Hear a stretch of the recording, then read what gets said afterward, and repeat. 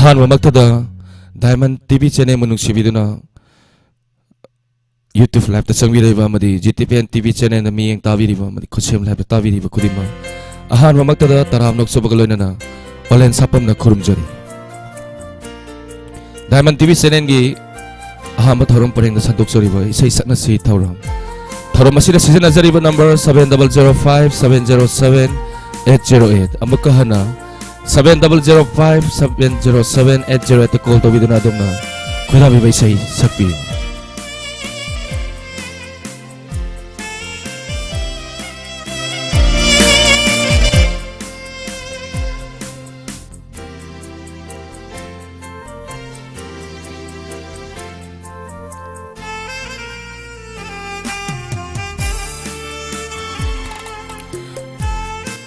थागचरी किमरई चौथे अंबिका के S Ranjita कैसाम तराम नोक्चरी जितान 123 तराम नोक्चरी थरम मसिदा सिजनजरीबा number हांगदुना थमजरे call तौबिरक्तुना अदोमना खुदाबिबा इसाई सकपियु।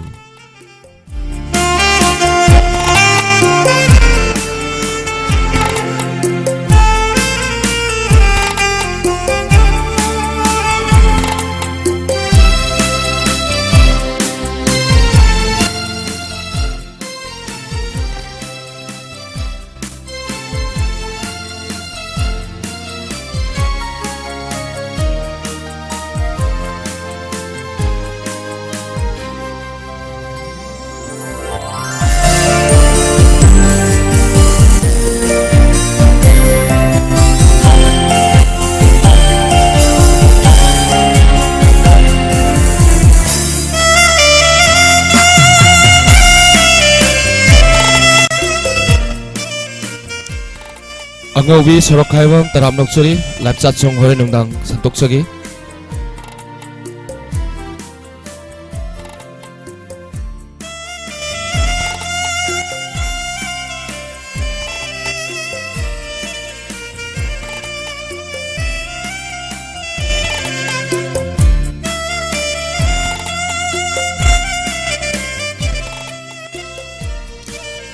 थंगाम लकी प्यारी तराम नोक्चरी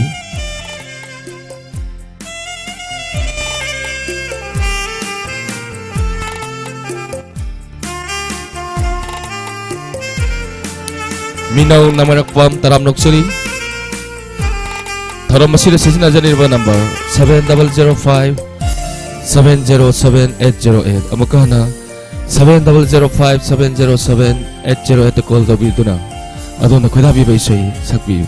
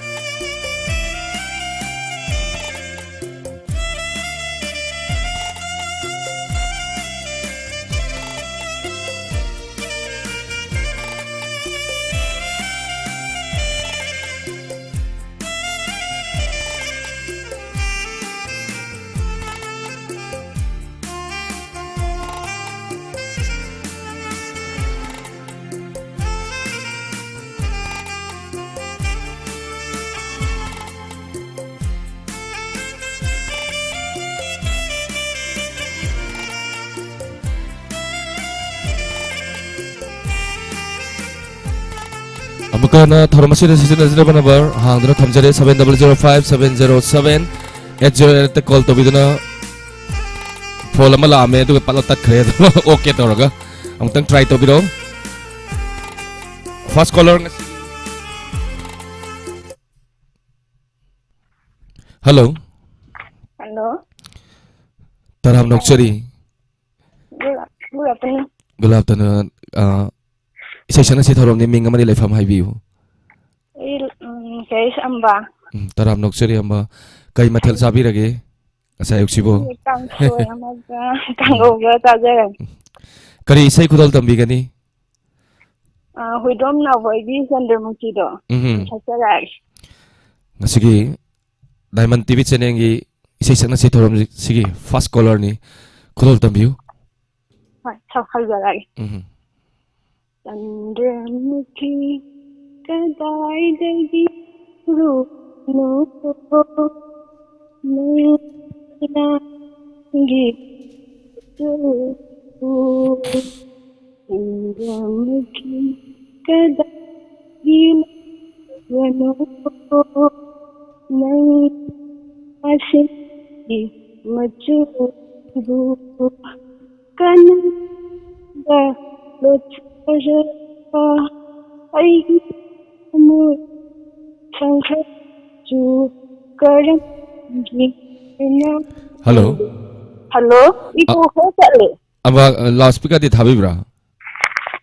Hospital Hade. Okay, amo hawisi. Hoi. Chandramukhi Kadaidagi Runo Sir Yado Sale. Akhoi somdari kaimta problem laite. Somdari salak patari kaimta problem modi laite aduga pat tatpa. Somna sakpi raisi. Amu Hosale. Chandramukhi Kadaidagi Runo Nangi Machu Yabra. Yai phone dok phone dok katang thang to sakpi uni. Hoi. Kana Kanda Lochara Aigi Amu Sankha Machu Karam Suram Va Chandramukhi Kadaidagi Runo Nangi Machu Tamna Pisati Aruna Nita Lilat Magi Ju Tamo Tumma Lambamachu Tamo Chama Karam Gina Churam Hello Age Konda Amika isay yam fazana sakpire live chat tale biriba mayam na thagat pire ise bibi maibam su yorkre somola motum promila bi langbam ranjita kaisa Ma'am Bunama Thagatai. Thagatsari first caller isay yam na fazana sakpire. Thank you very much. Amba sen nungdang ni isak salak taba mali isay se. Numidang ni Tiang and Sir Sakpatan. Me too. Do. Live chat tade dum uzaba duga call tara ka isay se pak salak taba ita. Hoi. Thank you. Kanga labudi sakpa yawa. Tiang and the Pagda. Sir Tanjare. Thank you very much.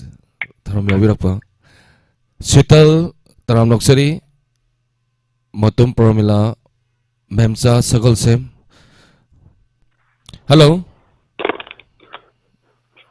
Hello. Hello. Hello Taram Noksari say sakna si thorom ni minga madi laifam habiu.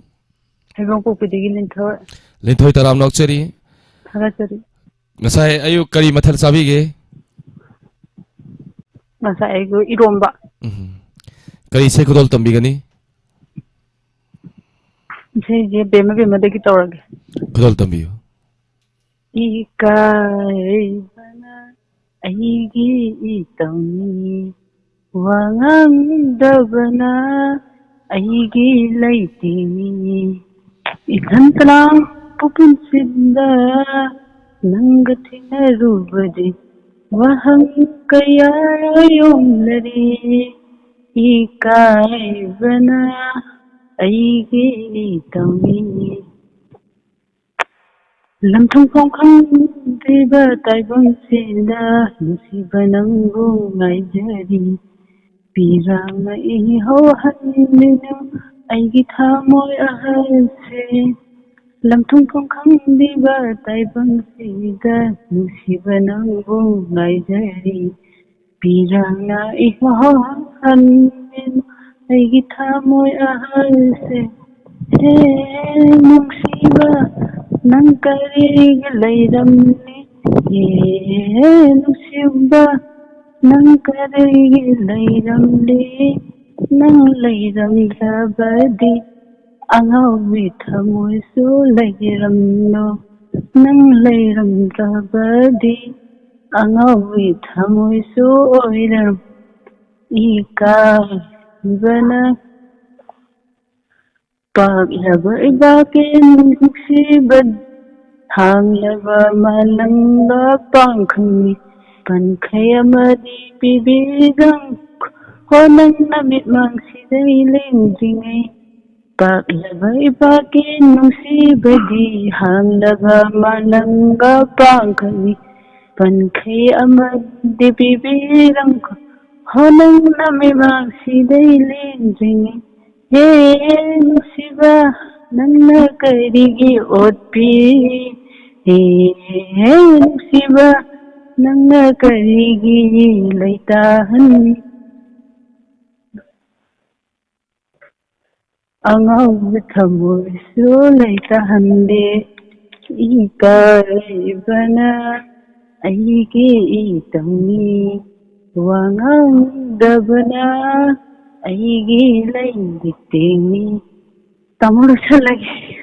umana sabu Thagatsari linthoy lapsatala mayamna thagapire isai yamna fajay ada. as thank you mayam mayam jise phajan sakiyo thagatsari thorom yawbirakpa haninga letena. tamo thank you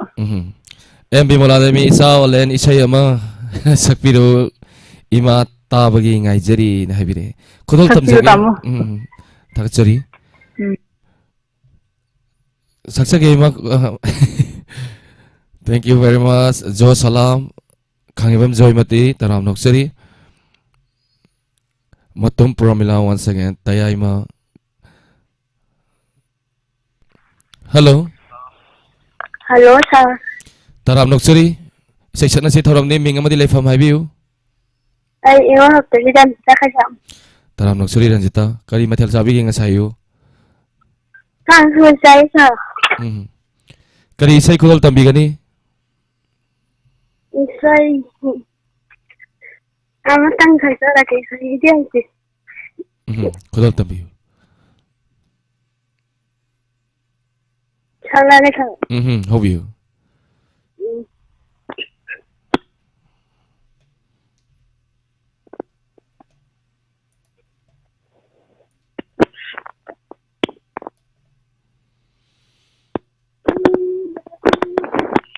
kanagi kundela mana aibu tawbiri amlalam lam amada kanagi aibu tawbiri amlalam dam da nung si sen la ugada banumito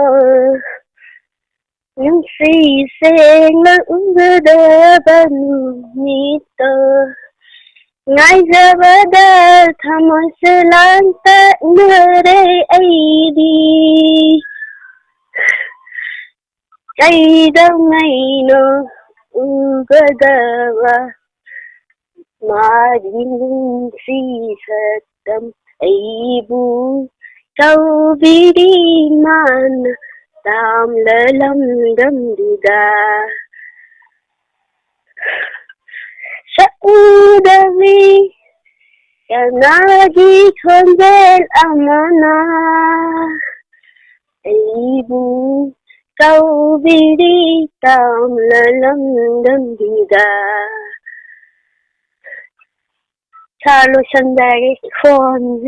ya dari lutin isai su yamana nungai na sakpirpa mali nokphet tor left side tele video me hai view ꯂꯦꯞ ꯆꯠꯇ ꯂꯩꯕꯤꯔꯤꯕ ꯃꯌꯥꯝꯅ ꯏꯁꯩ ꯌꯥꯝꯅ ꯐꯖꯩꯅ ꯍꯥꯏꯕꯤꯔꯦ ꯏꯆꯦ ꯕꯤꯕꯤ ꯕꯤꯂꯥ ꯑꯩꯁꯦ ꯕꯤꯂꯥꯁꯦ ꯍꯥꯞꯇ ꯀꯥꯎꯕꯅꯤ ꯏꯆꯦꯁꯦ ꯁꯥꯎꯂꯦ ꯉꯁꯤꯗꯤ ꯄ꯭ꯔꯣꯒ꯭ꯔꯥꯝꯁꯦ ꯁꯥꯔꯅ ꯏꯆꯦ ꯑꯗꯨꯝ ꯁꯛꯄꯤꯔꯣꯀꯣ ꯀꯣꯜ ꯇꯧꯕꯤꯌꯣ ꯀꯩꯁꯨ ꯀꯥꯏꯗꯦ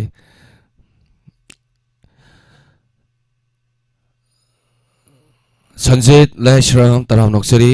सीके कांगरी सिंह तराम नोक्सरी थैंक यू वेरी मच थोरम यावी रेबा कुरिमा मुकाना तराम नोक्सरी मथंगी कॉलर खौरांग नंगाइजरी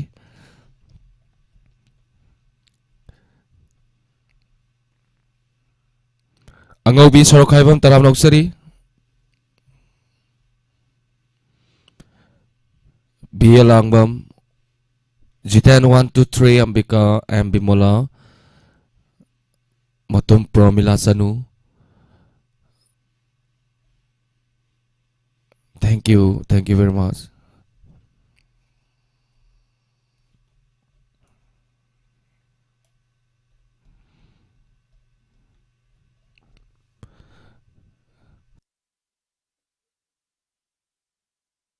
Call lak bangai boina isai kudol tamjagi.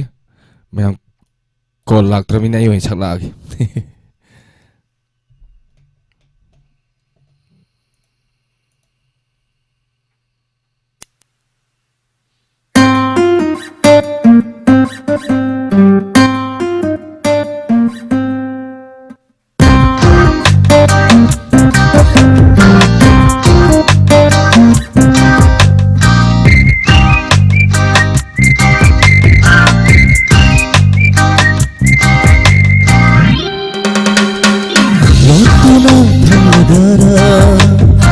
Tumina asum leirabara Thamoy da faurang liba nung siba Kalluha da chamam hai Lutuna thamladara Tumina asum leirabara Thamoy da faurang liba nung siba Kalluha da chamam hai Ukasama phajabi fauri nang muk nung siba Nangi minot se angat pani Pangasina nang bunung se Lutuna thamladara Tumina asum leiradara Thamoy da faurang liba nung siba Kalluha da chamam hai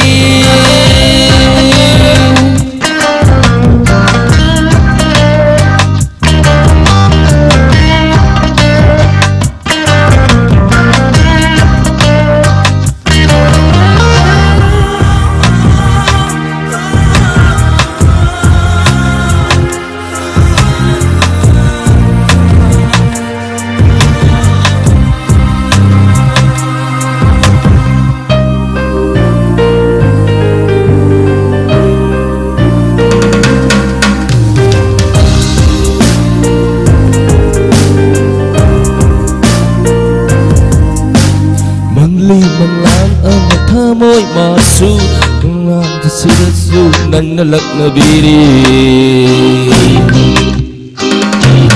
Mangli manglan ama thamoy masu manglan sidasu nanalak nabiri Mai to masu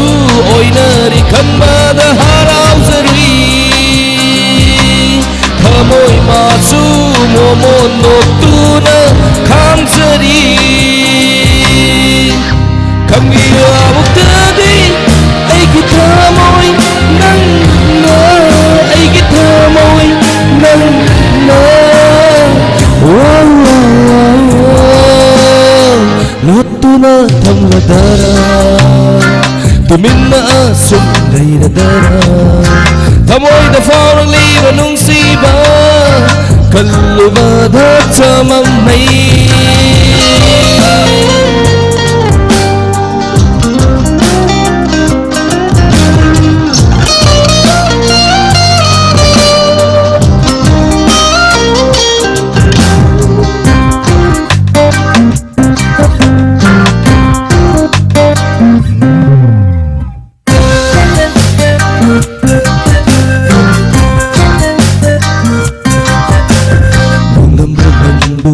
Amuk tadi sumbiyo lunsigi tabido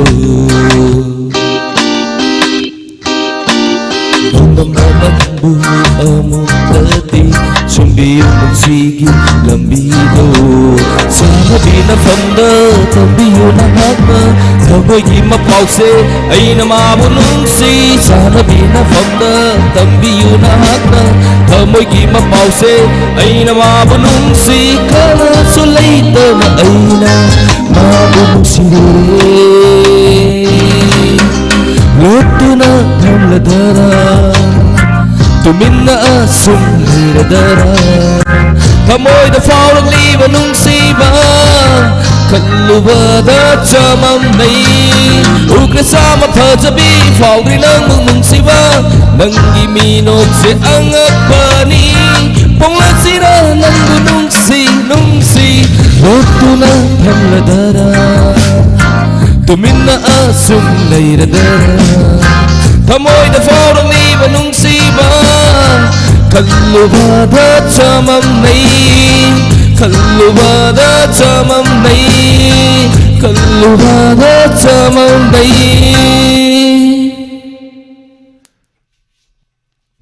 ꯊꯥꯒꯠꯆꯔꯤ colour ꯑꯃ ꯉꯁꯥꯏꯗꯒꯤ ꯉꯥꯏꯗꯨꯅ ꯂꯩꯔꯦ ꯂꯧꯈꯠꯆꯒꯦ hello hello ꯁꯥꯎꯂꯦꯟ good evening good evening ꯏꯆꯦ ꯑꯩꯁꯦ phone ꯑꯌꯥꯝꯕ ꯇꯧꯔꯛꯏꯁꯦ ꯑꯇꯩ ꯅꯠꯇꯦꯗ ꯑꯩ ꯍꯧꯖꯤꯛ ꯆꯥꯇ ꯃꯤꯁꯦꯁ ꯋꯥꯠ ꯑꯃ ꯁꯣꯏꯗꯅ ꯑꯗꯨꯗꯒꯤ ꯏꯀꯥꯏꯕꯒꯤ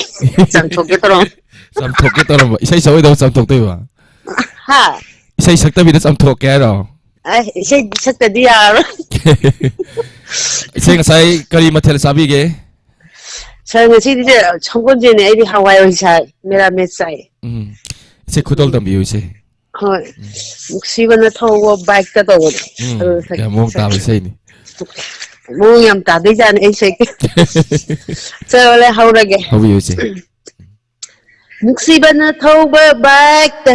ꯑꯩꯅ ꯃꯅꯤꯡꯗ ꯅꯞꯆꯕ ꯃꯥꯒꯤ ꯅꯥꯀꯣꯡ ꯃꯌꯥꯗ ꯅꯨꯡꯁꯤ ꯋꯥꯔꯤ ꯆꯤꯊꯕ ꯑꯩꯒꯤ ꯕꯥꯏꯛ ꯃꯅꯤꯡꯗ ꯑꯩꯒꯤ ꯁꯥꯏꯅ ꯅꯞꯂꯒ ꯑꯩꯒꯤ ꯅꯥꯀꯣꯡ ꯃꯌꯥꯗ ꯃꯨꯔꯨꯝ ꯃꯨꯔꯨꯝ ꯁꯣꯜꯂꯛꯄ ꯈꯨꯅꯨꯡꯉꯥꯏ ꯑꯃ ꯍꯥꯏ ꯈꯨꯅꯨꯡꯉꯥꯏ ꯑꯃ ꯈꯨꯅꯨꯡꯉꯥꯏ ꯑꯃ ꯍꯥꯏ ꯈꯨꯅꯨꯡꯉꯥꯏ ꯑꯃ ꯅꯨꯡꯁꯤꯕꯅ ꯊꯧꯕ ꯕꯥꯏꯛꯇ ꯑꯩꯅ ꯃꯅꯤꯡꯗ ꯅꯞꯂꯒ ꯃꯥꯒꯤ ꯅꯥꯀꯣꯡ ꯃꯌꯥꯗ ꯅꯨꯡꯁꯤ ꯋꯥꯔꯤ ꯆꯤꯊꯕ ꯑꯩꯒꯤ ꯕꯥꯏꯛ ꯃꯅꯤꯡꯗ ꯑꯩꯒꯤ ꯁꯥꯏꯅ ꯅꯞꯂꯒ ꯑꯩꯒꯤ ꯅꯥꯀꯣꯡ ꯃꯌꯥꯗ ꯃꯨꯔꯨꯝ ꯃꯨꯔꯨꯝ ꯁꯣꯜꯂꯛꯄ ꯁꯅꯥ ꯁꯣꯔꯣꯛ ꯌꯥꯝꯕꯤꯊꯛ ꯂꯩꯔ ꯈꯨꯜꯂꯛ ꯐꯥꯎꯗꯨꯅ ꯃꯤꯌꯥꯃꯥꯡꯗ ꯂꯩꯅꯖꯕ ꯊꯃꯣꯏꯁꯤꯅ ꯄꯦꯟꯖꯩꯗꯣ ꯁꯅꯥ ꯁꯣꯔꯣꯛ ꯌꯥꯝꯕꯤꯊꯛ ꯂꯩꯔ ꯈꯨꯜꯂꯛ ꯐꯥꯎꯗꯨꯅ ꯃꯤꯌꯥꯃꯥꯡꯗ ꯂꯦꯅꯖꯕ ꯊꯃꯣꯏꯁꯤꯅ ꯄꯦꯟꯖꯩꯗꯣ ꯂꯩꯁꯥꯔꯤꯉꯩ ꯃꯇꯝ ꯅꯨꯡꯉꯥꯏꯔꯕ ꯃꯇꯝ ꯂꯩꯁꯥꯔꯤꯉꯩ ꯃꯇꯝ ꯅꯨꯡꯉꯥꯏꯔꯕ ꯃꯇꯝ ꯃꯣꯏꯔ ꯃꯇꯝꯗꯗꯤ ꯏꯅꯤꯡꯇꯝꯕ ꯌꯥꯔꯣꯏꯗꯣ ꯂꯥꯡꯊꯣꯛꯍꯧꯒꯦ ꯅꯨꯡꯉꯥꯏꯊꯣꯛꯀꯦ ꯂꯥꯡꯊꯣꯛꯍꯧꯒꯦ ꯅꯨꯡꯉꯥꯏꯊꯣꯛꯀꯦ ꯅꯨꯡꯁꯤꯕꯅ ꯊꯧꯕ ꯕꯥꯏꯛꯇ ꯑꯩꯅ ꯃꯅꯤꯡꯗ ꯅꯞꯆꯕ ꯃꯥꯒꯤ ꯅꯥꯀꯣꯡ ꯃꯌꯥꯗ ꯅꯨꯡꯁꯤ ꯋꯥꯔꯤ ꯆꯤꯊꯕ ꯈꯨꯅꯨꯡꯉꯥꯏ ꯑꯃ ꯈꯨꯅꯨꯡꯉꯥꯏ ꯑꯃ ꯈꯨꯅꯨꯡꯉꯥꯏ ꯑꯃ ꯈꯨꯅꯨꯡꯉꯥꯏ ꯑꯃ ꯊꯥꯏꯅꯤꯡꯉꯥꯏꯒꯤ ꯃꯇꯝꯗꯗꯤ ꯁꯥꯏꯀ꯭ꯔꯝ ꯐꯦꯟꯗ ꯇꯣꯡꯉꯤ ꯍꯥꯏ ꯍꯥꯏ ꯍꯥꯏ ꯍꯥꯏ ꯊꯥꯏꯅꯤꯡꯉꯥꯏꯒꯤ ꯃꯇꯝꯗꯗꯤ ꯁꯥꯏꯀ꯭ꯔꯝ ꯐ꯭ꯔꯦꯝꯗ ꯇꯣꯡꯉꯤ ꯍꯥꯏ ꯃꯇꯝꯗꯨꯒꯤ ꯔꯣꯃꯥꯟꯁꯇꯨꯅ ꯀꯝꯗꯧꯖꯥꯠꯅꯣ ꯈꯪꯅꯤꯡꯉꯤ ꯊꯥꯏꯅꯤꯡꯉꯥꯏꯒꯤꯅ ꯍꯝꯕꯔ ꯍꯧꯖꯤꯛꯀꯤꯅ ꯄꯜꯁꯔ ꯊꯥꯏꯅꯤꯡꯉꯥꯏꯒꯤ ꯑꯦꯀꯥ ꯒꯥꯔꯤ ꯍꯧꯖꯤꯛꯀꯤꯅ ꯃꯣꯇꯣ ꯒꯥꯔꯤ ꯃꯇꯝꯗꯨꯒꯤ ꯔꯣꯃꯥꯟꯇꯨꯁꯨ ꯐꯤꯕꯝ ꯑꯃ ꯇꯥꯔꯝꯂꯣꯏ ꯑꯔꯤꯕ ꯑꯦꯛꯇꯤꯡ ꯄ꯭ꯔꯃꯥꯟ ꯄꯥꯟꯊꯩ ꯑꯔꯤꯕ ꯑꯦꯛꯇꯤꯡ ꯄ꯭ꯔꯃꯥꯟ ꯄꯥꯟꯊꯩ ꯄꯨꯄꯨꯅ ꯊꯧꯕ ꯁꯥꯏꯀꯜꯗ ꯕꯣꯕꯣꯡꯅ ꯐ꯭ꯔꯦꯝꯗ ꯇꯣꯡꯂꯝꯃꯤ ꯑꯣꯏꯔꯝꯒꯗꯕ ꯐꯤꯕꯝꯗꯣ ꯃꯤꯠꯇ ꯁꯪ ꯁꯪ ꯎꯔꯛꯏ ꯃꯤꯠꯇ ꯁꯪ ꯁꯪ ꯎꯔꯛꯏ ꯈꯨꯅꯨꯡꯅꯤꯡ ꯑꯃ ꯍꯥꯏ ꯈꯨꯅꯨꯡꯅꯤꯡ ꯑꯃ ꯈꯨꯅꯨꯡꯅꯤꯡ ꯑꯃ ꯈꯨꯅꯨꯡꯅꯤꯡ ꯑꯃ ꯅꯨꯡꯁꯤꯕꯅ ꯊꯧꯕ ꯕꯥꯏꯛꯇ ꯑꯩꯅ ꯃꯅꯤꯡꯗ ꯅꯞꯆꯕ ꯃꯥꯒꯤ ꯅꯥꯀꯣꯡ ꯃꯌꯥꯗ ꯅꯨꯡꯁꯤ ꯋꯥꯔꯤ ꯆꯤꯛꯊꯕ ꯈꯨꯅꯨꯡꯉꯥꯏ ꯑꯃ ꯍꯥꯏ ꯈꯨꯅꯨꯡꯉꯥꯏ ꯑꯃ ꯈꯨꯅꯨꯡꯉꯥꯏ ꯑꯃ ꯈꯨꯅꯨꯡꯉꯥꯏ ꯑꯃ ꯑꯩꯒꯤ ꯕꯥꯏꯛ ꯃꯅꯤꯡꯗ ꯑꯩꯒꯤ ꯁꯥꯏꯅ ꯅꯞꯂꯒ ꯑꯩꯒꯤ ꯅꯥꯀꯣꯡ ꯃꯌꯥꯗ ꯃꯨꯔꯨꯝ ꯃꯨꯔꯨꯝ ꯁꯣꯜꯂꯛꯄ ꯈꯨꯅꯨꯡꯉꯥꯏ ꯑꯃ ꯍꯥꯏ ꯈꯨꯅꯨꯡꯉꯥꯏ ꯑꯃ ꯈꯨꯅꯨꯡꯉꯥꯏ ꯑꯃ ꯍꯥꯏ ꯈꯨꯅꯨꯡꯉꯥꯏ ꯑꯃ ꯁꯧꯔ ꯂꯣꯏꯈ꯭ꯔꯦ ꯏꯆꯦ ꯌꯥꯝꯅ ꯐꯖꯕ ꯏꯁꯩ ꯑꯃ ꯁꯛꯄꯤꯔꯦ ꯑꯗꯨꯒ ꯁꯣꯃꯣꯂꯥ ꯁꯣꯃꯣꯏ ꯂꯥꯛꯄ ꯕꯥꯏꯛ ꯀꯟꯅ ꯊꯧꯕ ꯍꯧꯈ꯭ꯔꯦ ꯕꯤ ꯑꯂꯥꯡꯕ ꯊꯧꯈ꯭ꯔꯦ ꯔꯟꯖꯤꯇꯥ ꯀꯩꯁꯥꯝ ꯁꯤꯀꯦ ꯀꯪꯒ꯭ꯔꯤ ꯃꯩꯈꯨ ꯍꯧꯔꯦꯅ ꯍꯥꯏꯕꯤꯔꯦ ꯉꯔꯥꯡꯒꯤ ꯀꯦꯔꯥꯎꯀꯦ ꯊꯥ ꯏꯁꯩ ꯁꯛꯄ ꯍꯧꯖꯤꯛꯄꯨ ꯏꯀꯥꯏ ꯐꯠꯇ꯭ꯔꯤꯌꯦ ꯃꯌꯦꯛ ꯈꯔ ꯁꯦꯡꯕ ꯋꯥꯠꯄ꯭ꯔꯣ ꯏꯆꯦ ꯃꯌꯦꯛꯇꯣ ꯑꯩꯅ ꯐꯣꯟ ꯃꯅꯥꯛꯁꯤꯗ ꯅꯛꯁꯜꯂꯒ ꯐꯣꯟꯗꯣ ꯇꯧꯔ ꯇꯧꯕꯗꯨꯗ ꯃꯥꯏ ꯆꯦꯅꯦꯜ ꯃꯥꯡꯕꯖꯥꯟꯗ ꯈꯤꯇꯪ ꯊꯥꯞꯇꯣꯛꯑꯝꯃꯗꯤ ꯐꯖꯅ ꯇꯥꯒꯗꯕꯅꯦꯕ ꯑꯩ ꯈꯪꯗꯕ ꯑꯩ ꯏꯁꯩ ꯃꯔꯛꯇꯨꯗ ꯊꯠꯅꯤꯡꯉꯛꯇ꯭ꯔꯕ ꯑꯗꯨ ꯀꯩꯁꯨ ꯀꯥꯏꯗꯦ ꯏꯆꯦ ꯌꯥꯝ ꯐꯖꯅ ꯑꯗꯨꯝ ꯁꯛꯄꯤꯔꯛꯏ BTS ꯑꯥꯔꯃꯤ ꯐꯣꯔ ꯁꯧꯔꯦ ꯅꯨꯡꯉꯥꯏꯖꯔꯦ ꯊꯝꯃꯒꯦ ꯊꯦꯡꯛ ꯌꯨ ꯚꯦꯔꯤ ꯃꯆ ꯏꯆꯦ ꯊꯥꯒꯠꯆꯔꯤ ꯊꯧꯔꯝ ꯌꯥꯎꯕꯤꯔꯛꯄ ꯉꯁꯤꯁꯦ ꯀꯣꯜꯁꯦ ꯈꯔ ꯂꯠꯂꯤ ꯊꯥꯒꯠꯆꯔꯤ ꯏꯕꯦꯝ ꯆꯥꯅꯤꯡ ꯊꯧꯖꯝ ꯇꯔꯥꯝ ꯅꯣꯛꯆꯔꯤ ꯔꯟꯖꯤꯇꯥ ꯀꯩꯁꯥꯝ ꯑꯝꯕꯤꯀꯥ ꯇꯌꯥꯏꯃ ꯊꯣꯏꯕꯤ ꯗꯦꯕꯤ ꯁꯤꯀꯦ ꯀꯪꯒ꯭ꯔꯤ ꯍꯜꯂꯣ Hello. ꯏꯁꯩ ꯁꯛꯅꯁꯤ ꯊꯧꯔꯝꯅꯤ ꯃꯤꯡ ꯑꯃꯗꯤ ꯂꯩꯐꯝ ꯍꯥꯏꯕꯤꯌꯨ Sarwarel ay hangyangdagi matungtong ꯇꯔꯥꯝ ꯅꯣꯛꯆꯔꯤ ꯉꯁꯥꯏ ꯀꯔꯤ ꯃꯊꯦꯜ ꯆꯥꯕꯤꯒꯦ ngasidi irolaga kangong ngoraga ajay sa ꯀꯔꯤ sase ꯍꯥꯏꯕꯤꯌꯨ ikwa ta hay korage ko ꯀꯧꯕꯤꯌꯨ ado isai sa ko di haite ado ꯎꯝ mati khatang sum saksarage ꯈꯨꯗꯣꯜ ꯇꯝꯕꯤꯌꯨ ꯏꯆꯦ ꯑꯊꯥꯞꯄꯗ ꯀꯧꯔꯒꯅꯨ ꯂꯩꯉꯝꯗꯔꯦ ꯃꯤꯔꯝꯁꯤꯗ ꯑꯊꯥꯞꯄꯗ ꯀꯧꯔꯒꯅꯨ ꯂꯩꯉꯝꯗꯔꯦ ꯃꯤꯔꯝꯁꯤꯗ Toladi laina gumbi waruganu lagle ai thapad kauraganu lainam dare miram thakho yamni ai gonda se iko lai ꯏꯁꯩ ꯌꯥꯝ ꯐꯖꯅ ꯁꯛꯄꯤꯔꯦ ꯃꯈꯥꯗ ꯇꯥꯕꯤꯔꯣ Paireglora aibu sakhap toiba sigla oina Paireglora aibu sakhap toiba sigla oina Loibi singlo la na Loibi singlo la na Khadre sa sai pake kayam pakat kare loi kaure ꯀꯩꯒꯤ ꯄꯥꯈꯠꯄꯤꯔꯤꯅꯣ ꯏꯆꯦ ahamba phangba oibjana khangde iko jo ame gonda lai ꯑꯁꯣꯝ ꯅꯥꯀꯟꯗꯗꯤ ꯏꯆꯦꯅ ꯁꯛꯄꯤꯔꯦ ꯑꯗꯣ ꯀꯩꯝꯇ ꯄ꯭ꯔꯣꯕ꯭ꯂꯦꯝꯕꯨꯗꯤ ꯂꯩꯇꯦ ꯂꯞꯆꯠꯇ ai ꯂꯩꯕꯤꯔꯤꯕ ꯃꯌꯥꯝ ꯄꯨꯝꯅꯃꯛꯅ ꯏꯆꯦꯒꯤ ꯏꯁꯩꯁꯦ ꯊꯥꯒꯠꯄꯤꯔꯦ ꯔꯟꯖꯤꯇꯥ ꯀꯩꯁꯥꯝ ꯇꯌꯥꯏꯃ ꯃꯌꯥꯝꯅ thank you lai cha da dum mathang dai phaja saksarage ngasi thamjarage ꯍꯣꯏ ꯏꯆꯦ ꯊꯥꯒꯠꯆꯔꯤ hoi thamjar ꯒꯪꯒꯔꯥꯅꯤ ꯀꯣꯜꯀꯇꯥ ꯇꯔꯥꯝ ꯅꯣꯛꯆꯔꯤ ꯏꯔꯣꯝ ꯕꯤꯅꯣꯗ ꯀꯨꯃꯥꯔ ꯄꯥꯠꯁꯣꯏ ꯄꯥꯠꯇꯨ ꯇꯔꯥꯝ ꯅꯣꯛꯆꯔꯤ ꯊꯧꯔꯝ ꯌꯥꯎꯕꯤꯔꯛꯄ ꯍꯥꯏꯅꯤꯡꯉꯥꯏ ꯂꯩꯇꯅ ꯊꯥꯒꯠꯆꯔꯤ ꯍꯜꯂꯣ ꯍꯜꯂꯣ hello sir ꯇꯔꯥꯝ ꯅꯣꯛꯆꯔꯤ ꯏꯁꯩ ꯁꯛꯅꯁꯤ ꯊꯧꯔꯝꯅꯤ ꯃꯤꯡ ꯑꯃꯗꯤ ꯂꯩꯐꯝ ꯍꯥꯏꯕꯤꯌꯨ sir thangmoibandagi gita ꯇꯔꯥꯝ ꯅꯣꯛꯆꯔꯤ ꯀꯔꯤ ꯃꯊꯦꯜ ꯆꯥꯕꯤꯒꯦ ꯉꯁꯥꯏ ꯑꯌꯨꯛ ngasai ayukse hawai thonge sir kanti tawi ꯀꯔꯤ ꯏꯁꯩ ꯈꯨꯗꯣꯜ ꯇꯝꯕꯤꯒꯅꯤ kare kanana sakpanu di khangge sir numida wairam se tawbodo matiyam dan sakterake ꯈꯨꯗꯣꯜ ꯇꯝꯕꯤꯌꯨ Numidang wairam se kayada fajaraba Numid na singya Kalapa matamda Singminingon ay gimapokse Marang-marangin ꯀꯥꯞꯂꯕ ꯆꯤꯡꯒꯤ ꯆꯤꯡꯌꯥꯗ ꯎꯆꯦꯛ ꯃꯌꯥꯝꯅ ꯄꯥꯏꯔꯛꯂꯦ ꯅꯨꯡꯁꯤꯔꯕ ꯈꯨꯜꯒꯤ ꯂꯥꯡꯁꯤ ꯃꯈꯣꯜ ꯑꯩꯕꯨ ꯉꯥꯎꯍꯜꯂꯦ ꯇꯧꯁꯤꯔꯥ ꯑꯩꯕꯨ ꯅꯨꯃꯤꯗꯥꯡ ꯋꯥꯏꯔꯝꯁꯦ ꯀꯌꯥꯗ ꯐꯖꯔꯕ ꯁꯥꯏ ꯊꯝꯖꯔꯒꯦ ꯍꯩꯕꯨꯗꯤ ꯍꯩꯇꯦ ꯃꯌꯥꯝ ꯁꯛꯅꯕꯗꯨꯗ ꯁꯨꯝ ꯁꯛꯅꯤꯡꯗꯅ ꯁꯨꯝ ꯁꯛꯖꯔꯛꯄ ꯏꯁꯩ ꯌꯥꯝ ꯐꯖꯅ ꯁꯛꯄꯤꯔꯦ ꯑꯗꯨꯒ ꯗꯥꯏꯃꯟ ꯇꯤꯚꯤ ꯆꯦꯅꯦꯜ ꯑꯃ ꯅꯨꯡꯁꯤꯕꯤꯗꯨꯅ ꯊꯧꯔꯝ ꯌꯥꯎꯕꯤꯔꯤꯕ ꯌꯥꯝ ꯊꯥꯒꯠꯆꯔꯤ ꯂꯥꯏꯞ ꯆꯥꯠꯇ ꯂꯩꯕꯤꯔꯤꯕ ꯃꯌꯥꯝ ꯁꯥꯔꯒꯤ ꯊꯧꯔꯝ ꯄꯔꯦꯡꯁꯦ ꯑꯌꯥꯝꯕꯅ ꯑꯌꯨꯛꯇ ꯑꯣꯏꯔꯣ ꯑꯌꯥꯝꯕꯅꯗꯤ ꯁꯔꯨꯛ ꯌꯥꯖꯩ ꯑꯗꯣ ꯁꯨꯛꯐꯪꯗꯤ ꯐꯪꯗꯦ ꯀꯣꯜꯁꯦ ꯀꯣꯜꯁꯦ ꯍꯣꯔꯦꯟ ꯑꯗꯣ ꯍꯣꯔꯦꯟ ꯉꯁꯤꯗꯤ ꯍꯥꯏꯕꯤꯌꯨ ꯈꯤꯇꯪ ꯂꯠꯂꯦ ꯍꯥꯏꯔꯛꯄꯗꯨꯗ ꯇ꯭ꯔꯥꯏ ꯇꯧꯖꯔꯛꯄꯅꯦ ꯑꯍꯥꯟꯕꯗ ꯐꯪꯉꯤ ꯌꯥꯝ ꯅꯨꯡꯉꯥꯏ ꯊꯥꯒꯠꯆꯔꯤ ꯊꯧꯔꯝꯗꯤ ꯑꯗꯨꯝ ꯁꯔꯨꯛ ꯌꯥꯕꯤꯔꯛꯑꯣ ꯑꯗꯨꯝ ꯁꯣꯏꯗꯅ ꯀꯣꯜ ꯐꯪꯒꯅꯤ ꯑꯌꯥꯝꯕꯅꯗꯤ ꯑꯗꯨꯝꯗꯤ ꯇ꯭ꯔꯥꯏꯗꯤ ꯇꯧꯋꯦꯕꯀꯣ ꯑꯌꯥꯝꯕꯅꯗꯤ ꯐꯪꯗꯦ ꯉꯁꯤ ꯈꯤꯇꯪ ꯂꯠꯂꯦ ꯍꯥꯏꯕꯗꯨꯗ ꯑꯍꯥꯟꯕꯗ ꯐꯪꯉꯦ ꯌꯥꯝ ꯍꯔꯥꯎꯋꯦ ꯌꯥꯝ ꯅꯨꯡꯉꯥꯏꯌꯦ ꯊꯥꯒꯠꯆꯔꯤ ꯊꯥꯒꯠꯆꯔꯤ ꯁꯥꯔ ꯊꯝꯖꯔꯒꯦ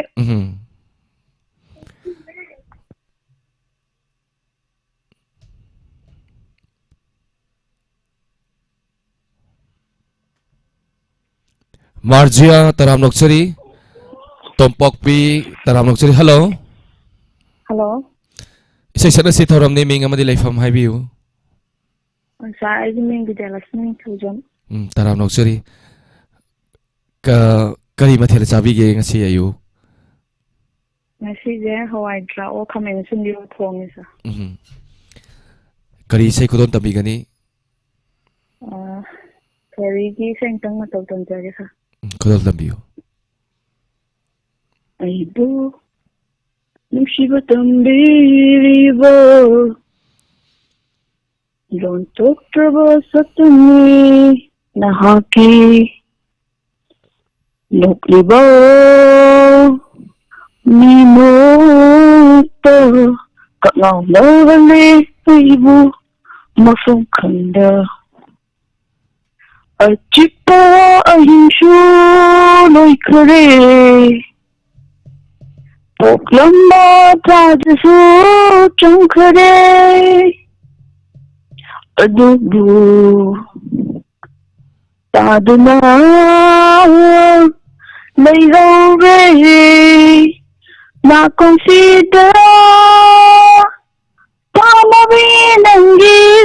ꯋꯥꯍꯩꯁꯤꯡ ꯄꯥꯝꯃꯨꯕꯤ ꯅꯪꯒꯤ ꯋꯥꯍꯩꯁꯤꯡ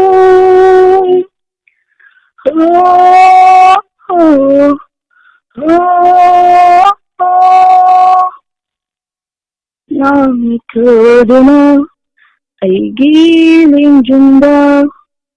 ꯏꯅꯥꯛꯇ ꯐꯝꯂꯤꯕꯣꯏ ꯅꯤꯡꯂꯨꯔꯦ ꯍꯪꯂꯕ ꯑꯇꯤꯌꯥꯗ ꯌꯦꯡꯈꯠꯂꯨꯕ ꯅꯪꯒꯤ ꯁꯛꯇꯝꯅ ꯊꯟꯈꯔꯦ ꯍꯥꯡꯂꯕ ꯑꯇꯤꯌꯥꯗꯁꯨ ꯅꯪꯒꯤ ꯁꯛꯇꯝꯅ ꯊꯟꯈꯔꯦ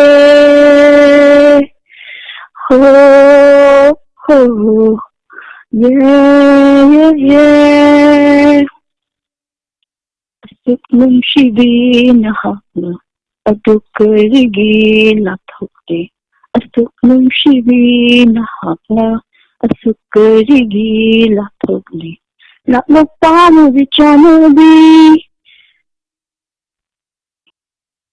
thamaro kawari basik 이제 막하 저도 이제 안 파제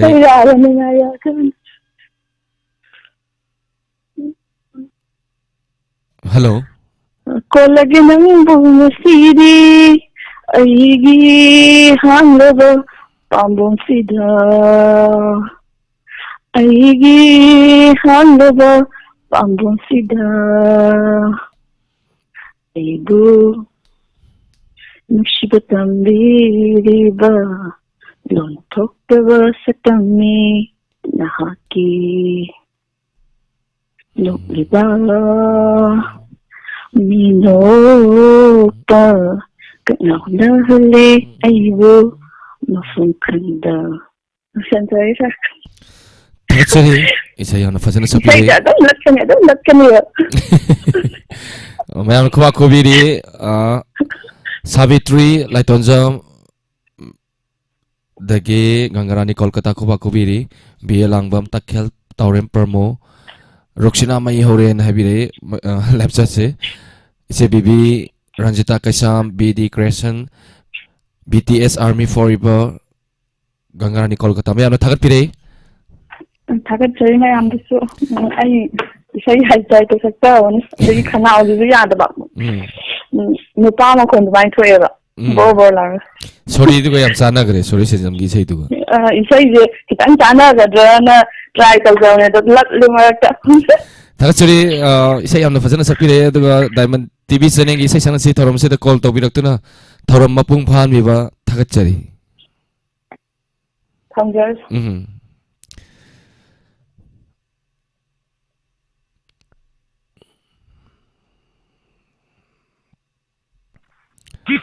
Hello. Hello, Ichaulene.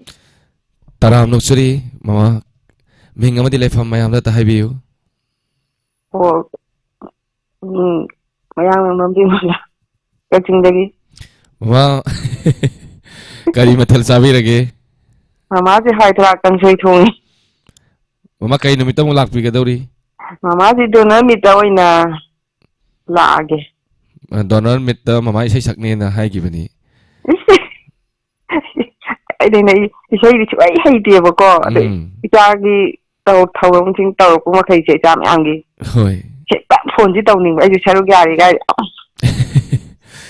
Tagatari Mama Mamagi Ketsi, we don't saw Mani Karinuka Manihan, Dana, Manihan Dana, Mama Huna Pubirama Ketsido Kang Ninjang Lady. Rocking Matang. Tagatari Mama, Isai Kari say couldn't have begun. She said, "I did what do can't afford it. Don't get down near the rainy." Tagatay. Matiam Tangang get in a Sakwa Hitan and Matiam Tangang, but Makai Chana legend over. Oh, young Jaggy Haybrana. How again? How you? Loibi Jing Lo Lan Lagli A Hati Lay Ho Re Do Jing Lo Dugi Wang Mada Loibi Jing Lo Lan Lagli A Hati Ni Sing Bana Awanungan oy halle Kaina bakayabu Nuchina di hai sira Wang ma gi Punsi wari ini Wang ma gi Punsi wari ini Loibi Sing Lo Lan Lage Ai Hati Lai Ho Re Ma Do Sing Lo Dugi Wang Mada Asma Kaka Why say I'm for Sapire, Yam Tazadana. My say Haiti and Hajalamaga. Makada China Sakta Why say Pazadre? I think you say by Tazadre. Matang Tamo Donani the Chao. It's a hoy, Mama Soda Tamzaki. Imatamagi. Hoy, Tatsari, Tormia Viropa. Lapsata Mama says I'm Tapire. Mayamusu, like the labor, Mayamusu Hana Tagasari, Amusi like the labor see. Ina, the Gi, Ina Imanabi. Tanti Una Diva. No Una Ligne. Unagana, Dokimating Chini. Kasingala, Mayang, or Mayama, from Pekara, going Kingnessy. Tagatari, Mama, Tagatari.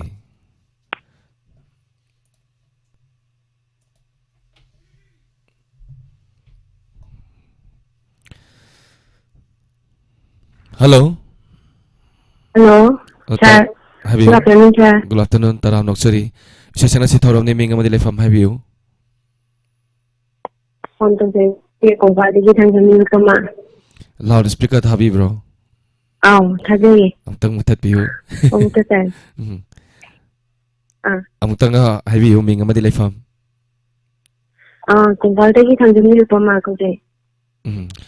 taram nokchari isesana che thoromasida call to biroktena kari se khol tambigani sei je mati am khatang samjhanse khol tambiu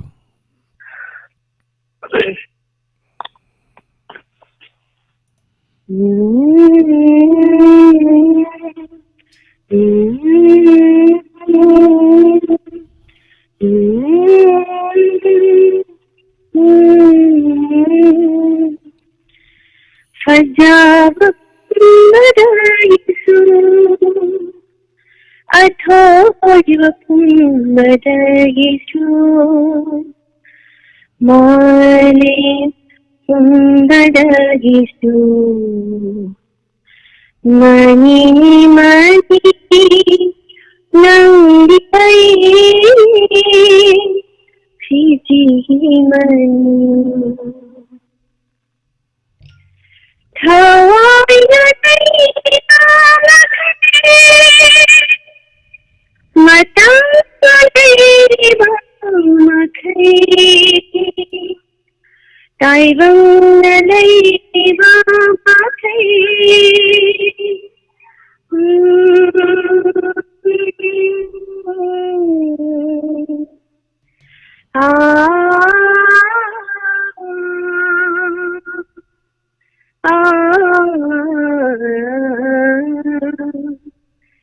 Mani pumbadayisu mani mani nandidari fiji mani tanjunda isai yamno phajaba isai ma full sapira adini yam nungai jaga dawni isai yamno Lagi mati sidang sakjarage ngang lagu tiba thau thau tai accident lagi do mayam do adugi yam nungai taba adu si isai je mati am tang khudon tamjarage thachari lapchat to lebiri ba yamna isai yamna phajai na thagat pire lapchat to lebiri ba kino mayam pum mo bujo ina haini le tang thagat thai thank you very much thorom yawirapa diamond tv channel manung sibi ba thorom ase uma pung phami ba thagat chari Jitan 1 2 3 tayai ma call soidana tok sambiro dum soidana fangani pung khara watli ai tari hello hello hello good afternoon sir good afternoon tarano chari mingamadi le famai biu sa phone to ye sabul to ne premita wai ko premita taram nok chari kari mathel chabi ge ngasayu sa ngasidi kangsoy ja premita kari sai kudol tambigani sa jenagi sai ma khudon tamjarak kudol tambiu hau jaragi sa premita ji sai heibani mayam tamina se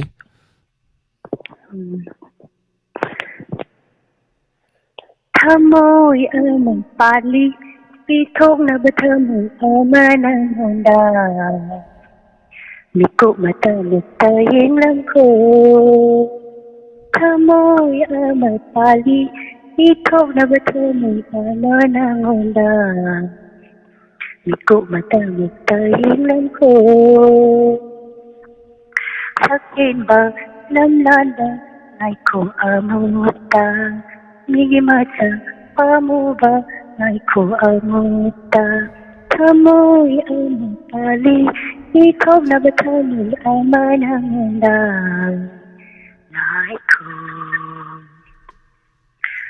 Ngay ko mukta hay rasu Ngay bayaba ngay toki Mayraw lay dami hindi Ay sumatam pamulay Ngay ko mukta hay rasu Ngay bayaba ngay toki Mayraw lay banat daw di Ay sumatam pamulay Nang nahay ba kuding ma Ay susip ta mayajari Nangging apa makuding ma Ay sulat tong kilaki Nang ay kam na tinasihay rani Nang ay ko'y naranong sinasihay ba ni Sakin ba ꯂꯝꯂꯥꯟꯕ ꯉꯥꯏꯈꯣ ꯑꯃꯨꯛꯇ ꯑꯩꯒꯤ ꯃꯆꯥ ꯄꯥꯝꯃꯨꯕ ꯉꯥꯏꯈꯣ ꯑꯃꯨꯛꯇ ꯏꯉꯥꯎ ꯉꯥꯎꯁꯤꯟꯅꯔꯒ ꯅꯪꯗꯤ ꯂꯩꯖꯍꯧꯔꯣ ꯅꯪꯉꯣꯟꯗ ꯉꯥꯎꯁꯤꯟꯅꯔꯒ ꯅꯪꯗꯤ ꯂꯩꯖꯍꯧꯔꯣ 이노 녹신내려가 넌디 닥쳐오로 난가 가나가기 냈던 상나 아이원다 라이테 아이기슈 아마디 나이드나 라이랑미 나이리바 마하다 타무시 비토게 아이부 농시나 탐방한 번다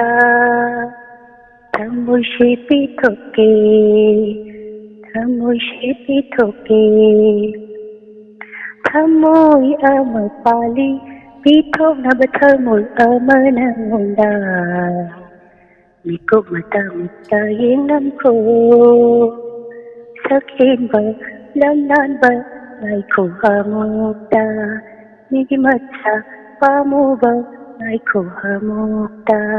Thamoy amapali Ithok na ba thamoy amanangunda Naiku Saluja Thakchari da isa yamna fajena mayamna thakapire bialangwam mani matung ambika tongpokpi mayamna live chat telebiri ba subsan jagi live chat telebiri ba mayamna isa yamna fajena takpire Thakachari sa mayamna Thakchari isa sana si thoromasi call tabirakna mapung phamni ba san bo thakchari Thank you sir Lakshmi Ningthaujam Nirupama na isai sak lakpaga somda laitaba purakpai dol thilapaga mapat chanaba mittagi pita ba kangudre sar ngarang thau tok ta Good afternoon taram nokchari isai sana si thoramni ming amadi lefam habiu Ngarang isai loisindre lokhu ming amaga lefam gamta habiu Saule ai taksing Hello Hello ming amadi lefam ta habiu ai bin chaning thogjam taksing degi toropan taram nokchari kai mathel sabi ge ngasi ayuk sibo Masih ai hawai misorga yendem ga thonge yong taksing jom sure nungsa yaraga kari sai khudal tambi gani Sa kano ngasa ipam na sakiba marang kintikengi sai do ai samthder ke do khudal tambi sa aje lok thung se pa pha de ga de su isai sakni ha pa isai je ma saktok piro aduga lok thung ba phabiro khudal tambi Saule ke sa अथापद कौरगनु लयन्दरे निरंसित अथापद कौरगनु लयन्दरे निरंसित थोला दिलैना गुम्बे थोला दिलैना गुम्बे वर्गनु लागे अथापद कौरगनु लयन्दरे निरंसित लयन्दरे निरंसित पायरक्लोर ऐबु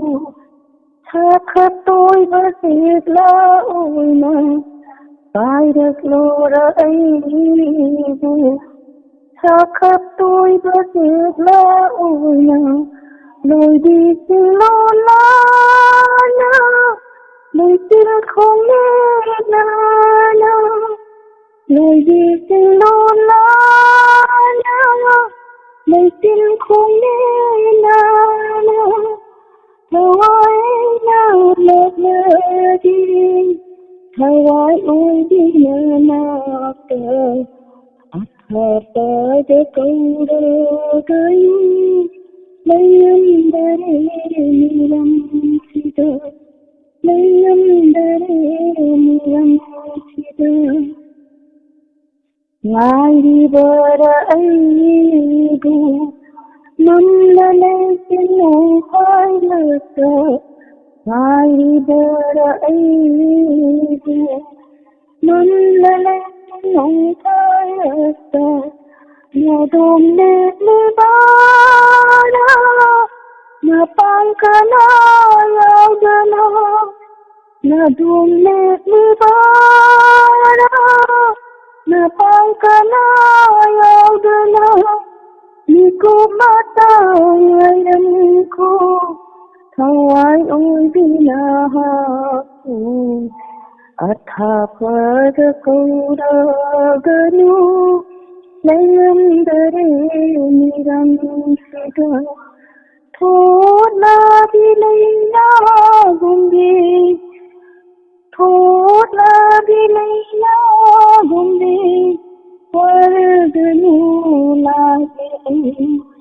Athapada kauraganu Layandare niramsida Layandare niramsida Layandare niramsida Thakachari isoi yamna fajana sakpi akhoi Diamond TV channel gi family sida isai haira ba dialogue haira ba yam lairi donors day da soidana lakpiu adong haiba thokpiu Haibinate da left chat to laibiri ba mayamna isai yamna fajen thakpire Ranjitana caller isai bemchan in thauja isai yamna fajen takpire Roxina Rishikanta Maitai mayamna isai yamna fajai na takpire Thagatsari mayam Thakachari isai sana se tharamasi call tobirakna mapung phamli ba thakachari sa Tayama call soidana tawbiyo mi amana isai sai ngai da call tawragadi call phangoi isai sakpa hek lor paga call tawsanbiyo aduga sungaidana phangani Hello Hello isai sakna si thoramni mingamadi laifam haibiyu Hello Kana Hello Hello tabirabo Hello Hello Hello Hello tabirabo Hello tabirabo call ame call tatkre kondi tana da bhai tare kondi la amaga Hello Hello Hello isai sana si thoramni mingamadi laifam tajare mingamadi laifam haibiyu Bialangbam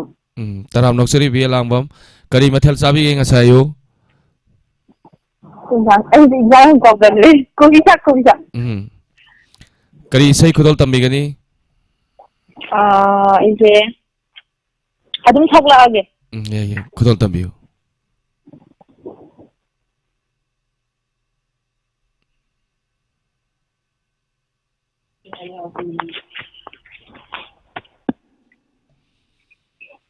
Koi thumlava kunjel pina nangi Ngao halle potha fam thangana aibu Mayai karab nangi wahai karyana Inot kahalle kaya tumbai Aisha tujibi Ho Aisha simbi Aisha tujibi Ho Aisha simbi Bacu kaya nalting Aigi manglangi siyagay sigang Kaidaw ngay ngandiran Sini magkaya gumnay Bacu kaya nalating Aigi manglangi siyagay sigang Kaidaw ngay ngandiran Purnima taja gumnay Kaidaw ngay chay birani Dusi bachingi manam Kaidaw ngay chay birani Dusi bachingi manam Isha kujibi Ho Aisha kendi Isha kujibi